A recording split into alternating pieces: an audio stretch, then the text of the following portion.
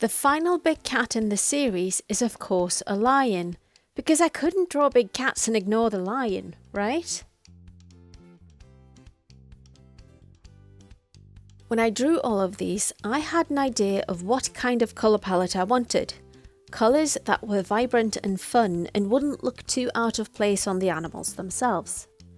To be quite honest, as I painted the tiger first, that kind of spurred on the colours a bit, as it contains both light and dark parts, and it helped lay the groundwork for all the colourways.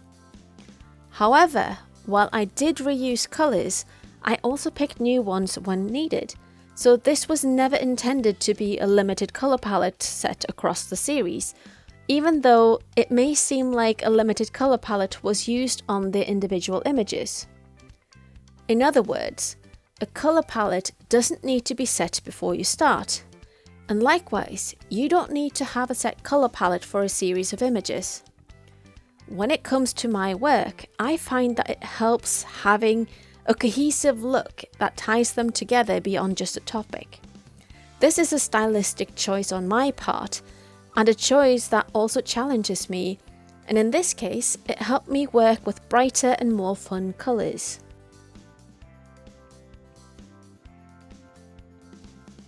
Picking colours can be tricky. For me, limiting my colours and not blending them too much is part of how I go about things.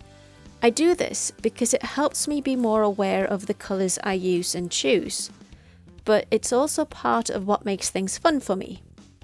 Half the battle with colours is making sure that there is enough contrast between the colours, as you want the image to be as legible as possible.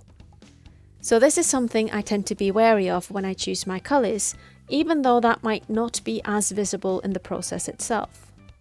Of course, I also have a lot of colour palettes set up for different projects, and sometimes I dip back into colours I have used previously.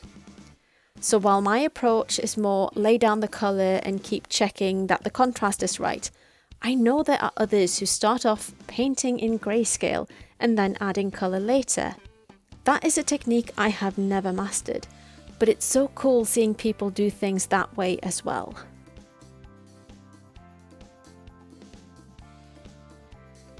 How do you work with colours? I'd love to hear more about where you get your inspiration, how you select your colours, and how you add colours to your work. Let me know in the comment section.